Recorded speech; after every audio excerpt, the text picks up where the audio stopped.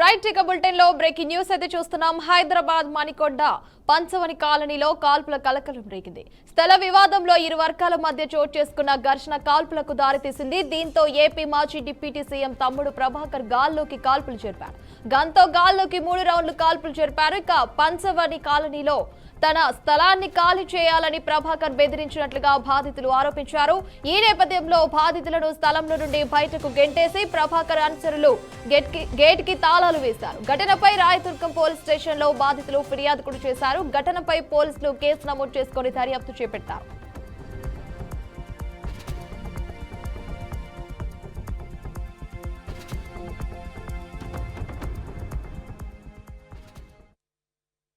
యాక్చువల్గా ఆ రోజు మేము పైకి వెళ్ళలేదు. అన్న జస్ట్ డబ్బుల విషయమై ఆయన ప్రభాకర్ దగ్గరికి వెళ్ళారు.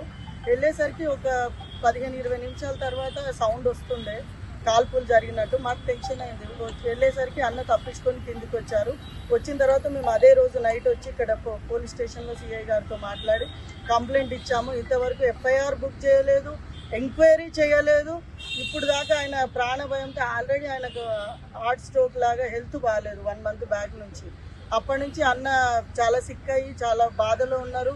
అమౌంట్ విషయంలో అడగడానికి వెళ్తే దౌర్జన్యంగా అన్నని ఫైర్ చేయడానికి వెళ్ళారు. దాని గురించి మేము మీ ద్వారా అయినా సరే న్యాయం జరుగుతుందని, మా అన్న పక్షాన మేము మీ ద్వారా న్యాయం జరుగుతుందని ఇక్కడ వచ్చాము.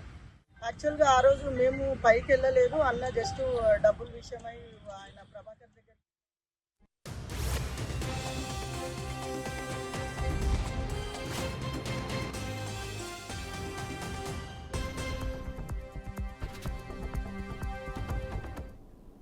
రైట్ ఇక బులెటిన్ లో బ్రేకింగ్ న్యూస్ అయితే చూస్తున్నాం. హైదరాబాద్ మణికొండ పంచవటి కాలనీలో కాల్పుల కలకలం రేగింది. ఈ నేపథ్యంలో స్థల వివాదంలో ఇరు వర్గాల మధ్యనైతే చోటు చేసుకుంది. ఘర్షణ కాల్పులకైతే దారితీస్తుంది.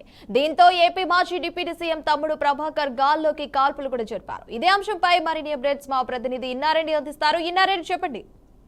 హిమవర్ష మణికొండ పంచవటి కాలనీలో ఈ కాల్పుల కలకలం జరిగిందని ఒక్కసారిగా ఫిర్యాదు వచ్చింది. దీని మీద ఆ గంటోటి గాల్లోకి దాదాపుగా 3 రౌండ్ల కాల్పులు జరిపారని చెప్పేసి కూడా ఒకసారిగా న్యూస్ బయటికి రావడం, బీఆర్కే ఎక్స్క్లూజివ్ గా న్యూస్ వేసిన తర్వాత అది సంచలనంగా మారిన నేపథ్యంలో ఇది తర్వాత అంటే ఇమ్మీడియట్ గా స్పందించిన ఎస్పీ అధికారులు తర్వాత దీనికి సంబంధించి డీజీపీ ఆఫీస్ ఒక ప్రకటనలు పడింది. దీంట్లో వాళ్ళు ప్రధానంగా ఇది కాల్పులు జరగలేదు, ఇది యాక్చువల్ గా మామూలు పంచాయతీ. ఆంధ్రప్రదేశ్ మాజీ మంత్రి కేఈ ప్రభాకర్ అల్లుడు అలాగనే అభిషేక్ గౌడ్ మధ్య ఈ ఆస్తి పంచాయతీ నడిచింది. అలాగనే ఈ మాజీ మంత్రి కేఈ ప్రభాకర్ అల్లుడు అభిషేక్ మీద ఫిర్యాదు చేశాడు, గన్ పెట్టి బెదిరించాడని చెప్పని ప్రభాకర్ ఫిర్యాదు చేశాడని చెప్పని కూడా తెలుస్తా ఉంది. ఈ ఫిర్యాదు ఇప్పుడు వచ్చింది కాదు. అల్లుడు అభిషేక్ మీద అక్టోబర్ 25వ తారీఖున ఈ రాయదుర్గం పోలీసులు కేసు నమోదని చెప్పని కూడా తెలుస్తా ఉంది. సో మొత్తం మీద ఈ కాల్పుల కలకలం అనేది ఒక్కసారిగా ఆందోళన జరిగింది. చాలా మంది కూడా ఇలాంటి తుపాకులతో బెదిరించుకొని హైదరాబాద్ సిటీలో గన్ కల్చర్ పెరిగిపోతుందంటానికి కూడా ఇదో కారణమైంది. అయితే చివరికి మనకు తేలిన అంశం ఏంటంటే ప్రస్తుతం అయితే మాత్రం ఈ తన స్థలాన్ని ఖాళీ చేయాలని చెప్పేసి కూడా గన్తో బెదిరిస్తున్నట్టు తెలుస్తా ఉంది. మరి ఈ గన్ను లైసెన్స్ గన్నా లేకపోతే ఇది ఏమన్నా ప్రైవేట్ గా ఇల్లీగల్ గా తీసుకున్న గన్నా దాని మీద కూడా ప్రస్తుతం పోలీసులు కేసు నమోదు చేసుకుని విచారణ కొనసాగిస్తా ఉన్నారు. ఏదైనప్పటికీ గన్ కల్చర్ హైదరాబాద్ లో పెరుగుతున్న నేపథ్యంలో ఇలా రియల్ ఎస్టేట్ వివాదంలో ఇలాంటి గన్నును ఉపయోగించడం, అలాగనే ఇది కూడా ఈ మామానుల పంచాయతీలో సైతం అంటే సొంత బంధువుల మధ్య కూడా ఈ గన్ కల్చర్ రావడం అనేది ఆందోళన కలిగించే విషయం అని చెప్పని కూడా మనం చెప్పుకోవచ్చు. మొత్తం మీద ఇన్నారెడ్డి ఈ బాధితులను అయితే స్థలంలో నుంచి బయటకు వెంటేసి అయితే అనుచరులు అయితే తాళం కూడా వేసినట్టు తెలుస్తుంది కదా, మరి దీనిపై ఏం చెప్తున్నారు? హిమవర్ష మనం చూస్తా ఉన్నాం. ఈ సమయంలో ఈ గన్ కల్చర్ అనేది పెరిగిపోతా ఉంది. తర్వాత ఈ కుటుంబాల మధ్య జరుగుతున్న పంచాయతీలు కూడా గన్ ఉపయోగించి బెదిరించారన్న వ్యవహారం వస్తా ఉంది. ఇదే కాకుండా ప్రస్తుతం మనం చూస్తా ఉన్నాం జూబ్లీ హిల్స్ ఎన్నికల ఎలక్షన్స్ అనేవి జరుగుతున్న నేపథ్యంలో ఇప్పుడు ఈ ఘటన జరగడం అనేది నిజంగా ఆందోళన కలిగించే విషయమే. మరి దీంట్లో తుపాకులు యూజ్ చేసి బెదిరిస్తారనేది మాత్రం చాలా ఆందోళన కలిగే విషయం కాకుండా ఇది ప్రస్తుతం కోర్టు ఉల్లంఘన కూడా అవుతా ఉంది. మరి ఆయన ఉపయోగించిన గన్నుకు సంబంధించి దాని మీద పూర్తి వివరాలు తెలుసుకునే ప్రయత్నం చేస్తా ఉన్నారు పోలీసులు.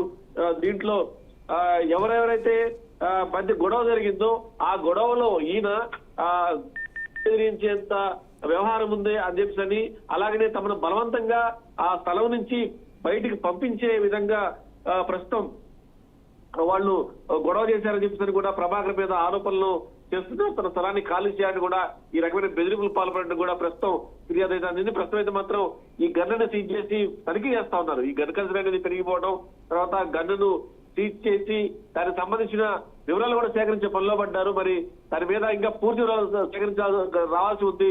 పోలీసులు నిజంగానే ఆయన గన్తో బెదిరించాడా లేదా, లేకపోతే ఎలాంటి వ్యవహారం అనేది వాళ్ళ ఇన్నారెడ్డి తన స్థలాన్ని ఖాళీ చేయాలని కూడా బాధితులపై కూడా ఆరోపణలు కూడా ఉన్నట్టు తెలుస్తుంది కదా, మరి దీనిపై ఏం చెప్తున్నారు, అప్డేట్స్ ఏంటి?